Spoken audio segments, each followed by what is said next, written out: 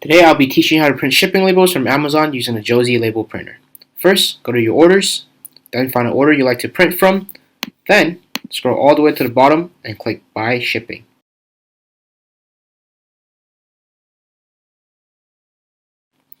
Now scroll all the way to the bottom and find Label Print Orientation.